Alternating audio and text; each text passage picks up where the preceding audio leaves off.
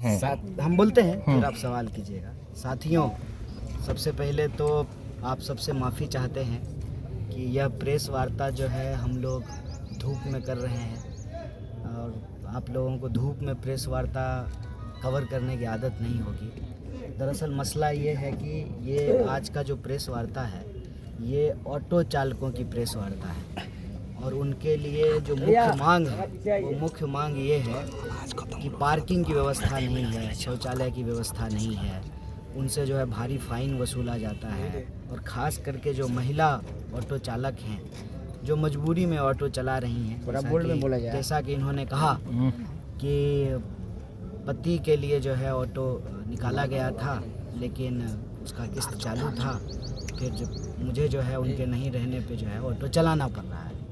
तो हुआ कि जहां उनका ऑटो लगा रहता है प्रेस वार्ता भी वहीं पे किया जाए। तो धूप में जो है आप लोग प्रेस कवर कर रहे हैं, इसके लिए आपका बहुत बहुत शुक्रिया और माफ़ी कि धूप में प्रेस वार्ता हम लोग कर रहे हैं। दूसरा, आज जो है वो आज बिहार दिवस है, तो आप सबके माध्यम से हम पूरे बिहारवासी को बिहार दिवस की बहुत बहुत बधाई देते हैं। और आज बिहार दिवस पे देश के कई नेताओं ने बधाइयाँ दी हैं।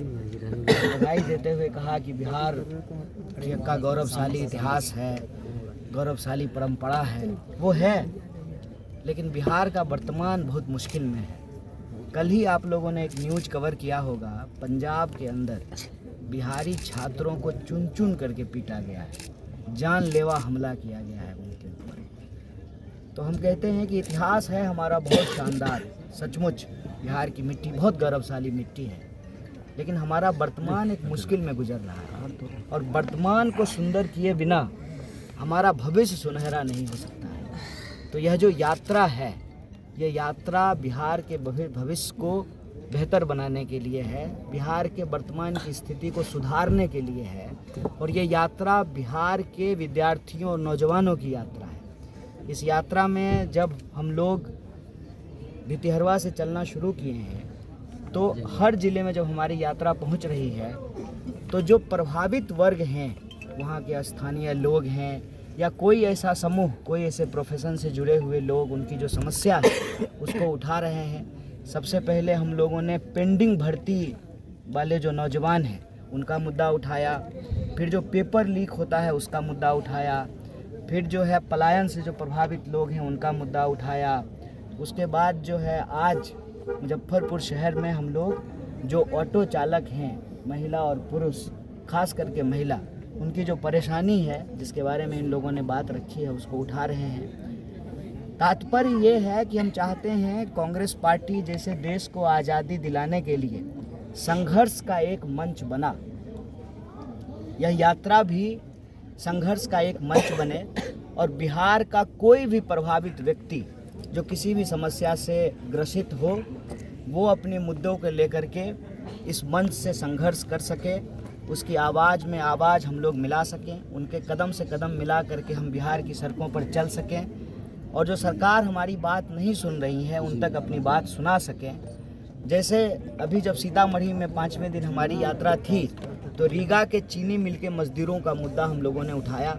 मज़दूरों ने कहा कि यहाँ के जो मिल मालिक हैं, जो नए मिल मालिक आए हैं, भाजपा के नेता हैं, मंत्री भी रहे हैं कर्नाटक सरकार में, वो जो नया मैनेजमेंट है पुराने सारे मज़दूर को निकाल दिया और जो नया मज़दूर बहाल किया गया है उनको आधे दाम पे काम कराया जा रहा है। उसी तरह से आज जब हम ऑटो चालकों की मुजफ्फरपुर में बात कर रहे हैं तो इन्होंने 4 प्रमुख मुद्दा उठाया है। एक, जो जिन महिलाओं के ऊपर अब यह दबाव है कि वो ऑटो चलाएं और परिवार का भरण पोषण करें क्योंकि ऑटो किस्त पे लिया गया है, उनको सरकार की तरफ से जो है कोई सहयोग, समर्थन और उनको किस्त की माफ़ी मिलनी चाहिए। दूसरा, जो ऑटो चालक हैं उनके साथ पार्किंग की दिक्कत है और पार्किंग की दिक्कत होने की वजह से आम शहरी को भी दिक्कत होता है, ट्रैफिक की बहुत समस्या होती है। अभी जब हम आ रहे थे स्टेशन के सामने से तो भयंकर ट्रैफिक जाम था। अगर प्रॉपर पार्किंग की व्यवस्था हो तो आम शहरी को भी चलने फिरने में दिक्कत नहीं होगी, आने जाने में सुविधा होगी। मान लीजिए कोई इमरजेंसी हो गया है लेकिन सड़क पे जगह नहीं है, जाम लगा हुआ है, किसी मरीज को जल्दी अस्पताल पहुंचना है, किसी विद्यार्थी को एग्ज़ाम देने के लिए जाना है तो आने जाने में तकलीफ़ होती है, तो पार्किंग की व्यवस्था होगी तो बेहतर होगा। तीसरा, खास करके जो हमारी महिला चालक हैं उनके लिए तो शौचालय एक बहुत बुनियादी ज़रूरत है। शौचालय सबके लिए बुनियादी ज़रूरत है, लेकिन महिलाओं के लिए ज़्यादा ज़रूरत है, उसकी मांग उन्होंने की है। और चौथी एक बहुत महत्वपूर्ण बात जो है एक साथी ने उठाया कि रेवेन्यू कलेक्शन के नाम पे दरअसल हर स्टॉप पे, हर स्टेशन पे, हर स्टैंड पे जो है एक तरीके से रंगदारी वसूला जाता है। तो सरकार का जो दावा है कि शासन प्रशासन सब ठीक है, बिहार बेहतर हो गया है, तो मेरा प्रश्न यही है कि जब सब कुछ ठीक है तो ये हर ज़िले में नई नई समस्या कैसे निकल करके आ रही है। अभी जब हम लोग चंपारण में चल रहे थे, पूर्वी चंपारण में भारतमाला प्रोजेक्ट बन रहा है, लंबी चौड़ी सड़कें बन रही हैं, लेकिन असल बात यह है कि किसानों को जो है उनके ज़मीन का मुआवजा नहीं दिया गया है। मात्र 4 लाख रुपए कट्ठा दिया गया है, मार्केट रेट जो है वो 20 लाख रुपए कट्ठा है। ज़बरदस्ती जो है उनका भूमि अधिग्रहण कर लिया गया है। तो जैसे जैसे ये यात्रा आगे बढ़ रही है, आज यात्रा का 7वां दिन है, कल हम लोग समस्तीपुर में पैदल चलेंगे। हर ज़िले में जा कर के बिल्कुल एक अलहदा यूनिक प्रॉब्लम जो है वो सामने आ रहा है। तो इस यात्रा का उद्देश्य यही है कि आप सबके माध्यम से यह यात्रा संघर्ष का एक मंच बने और आपके माध्यम से बिहार के लोगों को पता चले कि हमारे प्रदेश की क्या समस्याएं हैं, आपके माध्यम से हम सरकार तक अपनी बात पहुंचा सकें। यात्रा का यही उद्देश्य है कि बिहार को बेहतर बनाने के लिए पलायन रोकना ज़रूरी है। पलायन तभी रुकेगा जब यहाँ पर बेसिक इंफ्रास्ट्रक्चर होगा, जब 6 स्कूल होंगे, अस्पताल होंगे, लोगों को रोज़गार होगा।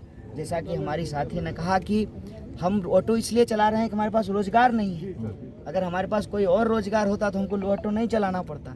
तो जो पढ़े लिखे लोग हैं बड़ी मुश्किल से तैयारी करते हैं। आपको मालूम है कि मुजफ्फरपुर जो है वो शिक्षा का भी केंद्र रहा है, बिहार की सांस्कृतिक राजधानी है, इतना गौरवशाली इतिहास रहा है। आज़ादी से पहले के कॉलेज यहाँ पे मौजूद हैं, लेकिन आज विद्यार्थियों की हालत क्या है। विद्यार्थी तैयारी करते रहते हैं